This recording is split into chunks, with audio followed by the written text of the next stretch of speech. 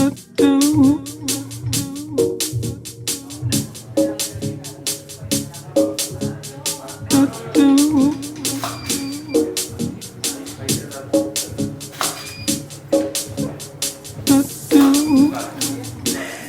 your mother. Do you have to direct me today? Yes. Okay, let's see. So you know what we're doing now? No? I'm going to interview When did you become a newspaper? today. Today. But let's see, I have a lot of questions I'm supposed to ask. Mm-hmm. I'm going to ask some of them, and then I'm going to go free. What do you Freestyle. mean free? Freestyle. I'm going to ask you. What is this? Explain to me what is a freestyle. freestyle. I can ask you anything. Oh dear. And you can decide. And I can answer if I feel like it. And if you don't, Perfect. you don't answer. I'll answer for you. All right. If you don't. Perfect. If you don't answer. Perfect. Let's do. Where do we start? Well, I'm going to start where everybody, with the question, everybody probably is interested in is. Which is? Why did you start? Why and when did you all of a sudden say, I want to do this? I want to be a designer. It's a big leap because it's not easy, as you always say. It's not easy to be a designer. Right. Yes. But why? I started because I love fashion. Uh-huh. I have a passion for fashion. And it was the right time in my life. And I wanted to do something new. And I had the opportunity to do it in New York, as you know. And I thought it was the best. So this is why I'm in this business. I know, but I mean, you know, it's not easy to all of a sudden, I mean, it takes bravery. It's, you know, to say, I'm going to, you know, I want to be a designer, I'm going to do it. Now it would be impossible to do that. You know, you did it 35 years ago. Why do you say it's impossible to do it now? Now it's easier. Everybody becomes a designer nowadays. I tell you why. Because if you are a celebrity and you are in movies, or you are a baseball player, or you are a very good golf player, you become a designer very easily. Well, you can become a designer very easily, but can you be successful 35 years later is my question. That we don't know. You have to be consistent, and you have to know exactly what style you want to give to your company, and what are you selling, and what do you want to see the women wearing Herrera looking like. Although I know it's been hard, and it's been a lot of work, and it's been ups, and it's been downs, you know, success, there's failure, there's everything, and I lived it from the inside. Yes. And what I'm saying is that I didn't, you know, people always ask me, oh, what's your mother, the designer, like? And I honestly don't know, because I lived with my mother. I didn't live with a designer. That's it. How did you do that? But that's perfect, because you have to have two different lives. You have your life, your professional life, which is in the limelight, I mean, it's in public. And then you have to have your private life, and I have separated that very well. Because, as you know, when I come back from the office at 5, 6 o'clock, or whatever time, I don't discuss any more business. You have never heard me at home discussing all the things that I have done during the day. What advice would you give today to somebody who said, you know, I want to be a designer? Oh, you have to adore that. Because it's not the glamour that I always say that is after the shows and the finales of the show, and the glamorous show with everyone applauding and all that. It's a lot of work. And you have to put a lot of yourself in there, and you have to have the heart in there, and very good eye and talent. Most designers go to school. You didn't go to school. No, I didn't. I didn't go to school, but that might help that I didn't. Because you need teams to do that. I don't cut. I don't know how to sew a button. I know that. But I know how to direct. Mm-hmm. And my eyes are open for what I want to produce and what I want to show. And some designers go, and they are, you know, they learn how to cut, they learn how to do patterns, they learn how to do everything, and they can't do it. You mean they have the technical, but maybe they don't have the visual. Exactly. So you need, to do what I do, I need a team for everything. You have to know how to direct them, and they have to have your eyes. You see what I mean? Because it's the same taste and the same way that I like to do things. My team is exactly like me. You love women, obviously. You dress women. You want to make women look beautiful and feminine. If you can think of a female in a movie, a female in a book, and a female in a work of art? You know that I was very inspired by a female in a book, which is War and Peace. Oh, yes. A romantic. painting. A painting? Mm-hmm.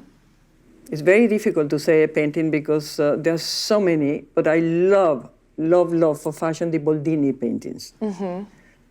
Because they are really fashionable. But the paintings inspire designers a lot, so there's so many. A movie with Greta Garbo.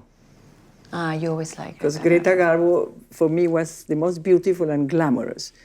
And I think anything connected with Greta Garbo, one of her movies, Ninochka, let's say. Okay.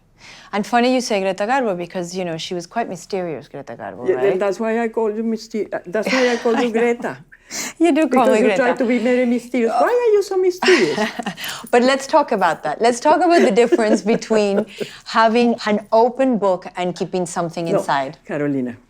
Yes, it's my interview. Yes, but I can't ask you questions, no?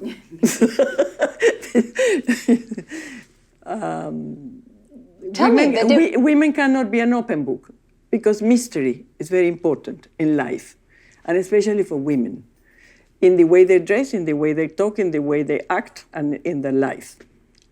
You cannot be an open book, and everybody has to know exactly how you are. Right, I think No. men too. No, don't you think? Less. I mean, really? They're always mysterious. The ones we like. The ones we like. Okay, so let's go to this point, which is very current nowadays, which is Okay. the social media and the Instagram and everything being, you know, what you eat for breakfast, everybody knows, where you go, what you wear, you know, et cetera, et cetera, et cetera. I know what you think of that, but tell me. That goes with my mystery. Why do you want to people to know what you're eating? Or what are you doing every single moment? Whom are you seeing? I mean, no. I don't have an Instagram, a private Instagram. I have the House of Herrera Instagram for the company. But I don't have my private one. I will never have it because I don't know anybody to know what I've been having for breakfast. You're just a little stalker. You stalk other people's Instagrams. No, I just... A little bit. just, Hours, for example. No, I just watch you and Patricia and Carolina and all of you. And I think that sometimes it's a bit too much. Now, I have to say a funny story. I don't know if you remember this. We were away once for Christmas, and we were trying to give you a lesson on how to use Instagram and your computer, and you were desperate. And after 1 hour of us explaining to you everything, I know you you want to said, say. I get it. I know it. I know why my computer's not working. And you said, I left my wifey in New York. Yes. You know, I remember that was in Punta Cana, Yes. right? And everybody around, Roberto and Federica Yeah. and all of them were laughing. And every time they see me now, I say, how is your Wi-Fi? You left your Wi-Fi in New York. Obviously, you didn't get anything we explained to you. Okay, so now tell me, what is glamour for you? Glamour. I mean, everybody's asked you that, but tell me. No, I know, you can ask me. Glamour is something that is born with you. And sometimes you find somebody very glamorous, but it's not a tragedy not to be glamorous. No, I don't think so. No, I don't think so. No. It's very difficult to explain what glamour is because I see it with different eyes. And I have to tell you, I have seen super glamorous women who are very boring. Very boring. Yes. They usually are boring. Do you No, mean? not usually, but I'm saying, you said it's not a What tragedy. is glamour for you? Well, I think it's mysterious elegance. Mysterious elegance. That's a good word. Well, I'm going to. Do you know what I mean? Because that's a good answer. sometimes glamorous, you think it's, you know, everything you see on the outside. Yes. And that is when I say some women who are very glamorous can be a bit boring. Which you said it wasn't a tragedy, and I'm saying It's not a tragedy I agree. if you don't get it. No. I think it's the same thing as elegance. Everybody asks about what is elegance. It's not only what you're wearing. It's the way you choose what to wear. It's the way you think. It's the way you move. It's the way you have art in your house. It's the way you read. I mean, it's so many things all mixed. But it's not about beauty or money. Right. I say about beauty because you have seen many beautiful women, which are not elegant, like Elizabeth Taylor, let's say. The most beautiful woman, not elegant at all. Now, what's your favorite place to go when you disappear? When you don't turn the phone off, leave your wifey at home? My house, my room. I adore it. And you know why? Because I feel like peace. And you have to be alone, and you have to be in silence sometimes, no? I agree. In silence and nobody around, and that's something that I do quite often. You've always told us that, actually. Yes. To learn how to be alone. I remember when we were young, and if any time we said, "Oh, I'm bored," it was like taboo. You couldn't say you were bored. No. It was worse than, lying and coming home at 6 a.m. 3 days later to say that you were bored. That's not accepted. But I mean, that word, I don't like it, because I mean, why do you have to be bored to so many things to do around? And also because of your mind. I think everybody needs to know how to be alone at some point. Yeah, you need to. You have to cultivate inside you. You have to have interest in things that you don't do with many people. Just do it on your own. So I think that's very important for your mind. I do that a lot. I don't mind to be alone. You know what? We haven't talked about the reason I started working with you. Yes, I want to ask you that. No, but you're not going to ask me now, because for that, I think we're going to go somewhere else. All right, where are we going? You'll see, it's a surprise. It's a surprise. You'll be inspired to discuss that aspect. It might be my favorite place to go. How do you feel when you're backstage before a show? I feel, can I tell you what? Yeah. I feel like my stomach is full of butterflies. Oh, but that's a nice feeling. I like that. No, it's not nice, because really? If I open my mouth, they all come out. Okay, so you don't speak, you just nod? Yes. No. I'm always nervous. And after 35 years, I'm always the same, nervous. But trying to have all the people around me in a very calm way, because I don't want anybody to be nervous. And I always tell them, why are you running from one place to the other or fighting with the other one? We're only making dresses. Yeah, that's true. And it's actually quite calm, your shows. Yeah, they are calm, because backstage, I make them calm, because I don't believe in everybody running like they're hysterical. Everything can be solved. Well, it's true. Yeah.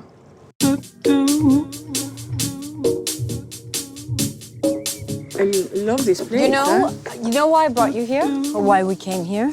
Because we came to visit this beautiful house. Yes, but the reason I wanted it here is because I love gardens, and I know you love gardens as well. And I actually, started working with you 20 years ago because of perfumes. In fact, everything I've done in perfumes goes back to you, to that smell when I was young. Tell me about the when you came, we had already the Carolina Herrera, the original one, the first one. That is going to be 30 years already. And one of the reasons of the perfume is when the Puig company asked me to see if I wanted to do the perfume with them. I say yes, but you need to copy what I use. And I don't know if you remember that I used to buy oils and mix them, tuberose and jasmine. And I gave them the scent, and they decided to do it.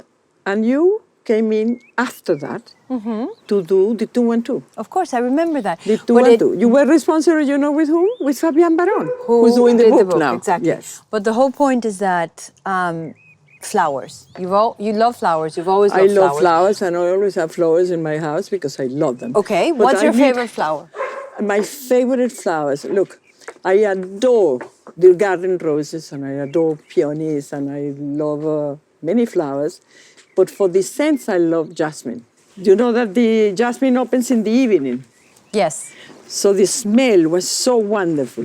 And it stayed with me always, because the first perfume that I really smell was my mother's. She used to use Joy of Patou, which is based in jasmine too.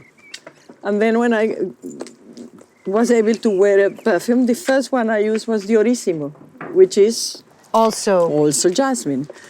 Jasmine as a base for the scents is the best.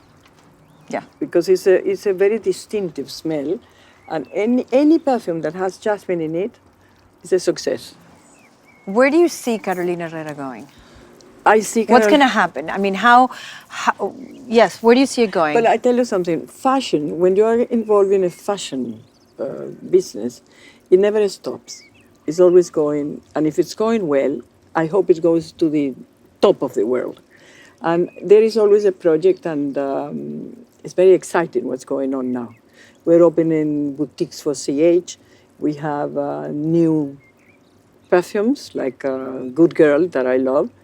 And there's so many things that we are doing, which I think is going to help put us on top of the world.